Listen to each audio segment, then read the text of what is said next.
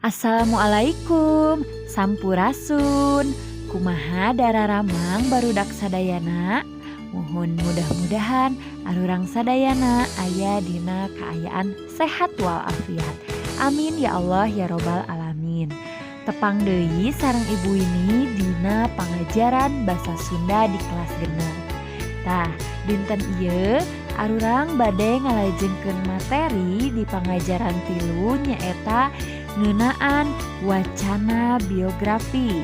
Sapertos biasa sate acan dikawitan diajar, hayu urang sasarengan macakeun bismillah. Bismillahirrahmanirrahim. Minggon kamari hideuk tos maca ngeunaan teks Sijalak Harupatnya nu aya di halaman 30 sareng 31 di buku paket.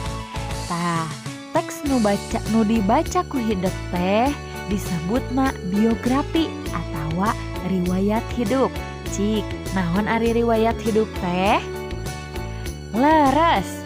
Riwayat hirup nyaeta wacana anu isina nyaritakeun ngeunaan kahirupan hiji jalma. Tah biasana nu aya dina biografi atanapi riwayat hidup teh nyaeta ngeunaan tokoh atanapi inohong anu sukses dina kahirupanana.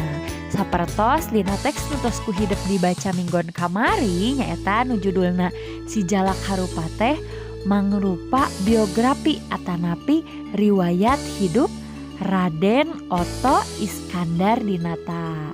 Dina teks eta teh disebatkeun nya lahirna di mana, kaping sabaraha dibabarkeunana, teras tentang kahirupanana dugi ka maotna.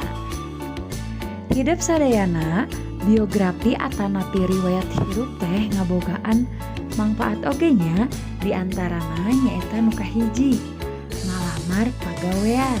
Nah, biografi teh tiasa digunakeun kanggo ngalamar pagaweannya atanapi melamar pekerjaan. Nu kadua nyaeta pangeling-eling kana jasa hiji jalma, pengingat terhadap jasa seseorang. Anu katilu nyaeta meleuman kahirupan nu kungsi disorang ku tokoh dina biografi. Lajeng deui mangfaat nu kaopat nyaeta nyonto sagala kahadean anu kungsi dipilampah ku tokoh nu aya dina biografi. Lajeng deui nu kalima nyaeta nurutan langkah usaha nu kungsi dilaksanakeun enggoning nahonta cita-cita.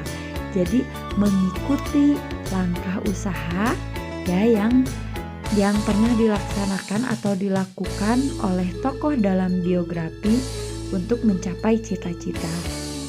Nu terakhir nyaeta minangka dokumentasi sejarah kangge dokumentasi sejarah. Tah hidup sadayana nu nembe ku ibu disebatkeun teh mangrupa sabeber hiji mangfaat dina biografi. Salajengna ibu bade ngabahas ngeunaan unsur-unsur nu aya dina biografi nya. Cobi ditinggal dina buku paketna halaman 33. Di dinya aya adegan wacana riwayat hirup atanapi biografi umumna ngawengku sababaraha hal. Jadi ada beberapa hal yang harus ada dalam biografi. Nu kedah aya dina biografi nya diantarana nyaeta nu kahiji kedah aya ngaran jeung weton nu diriwayatkeun sarta kulawargana. Terus ada nama, tanggal lahir serta keluarga. Nu kadua nyaeta riwayat atikan. Riwayat atikan teh nyaeta riwayat sakolana di TK dugi ka pendidikan akhirna. Nu katilu nyaeta riwayat gawe, riwayat pekerjaan nya. Nu kaopat kagiatan hirupna, kegiatan hidup selama hidupnya. Anu kalima nyaeta karya-karyana. Nu kagenep nyaeta jasa-jasa salila hirupna. Jadi kalau ada ditulis juga jasa-jasa selama masa hidupnya. Dan yang terakhir, nungka terakhirnya eta pangajen atanapi panghargaan. Tah sakitu wae panginten kangge pangajaran dinten ieu.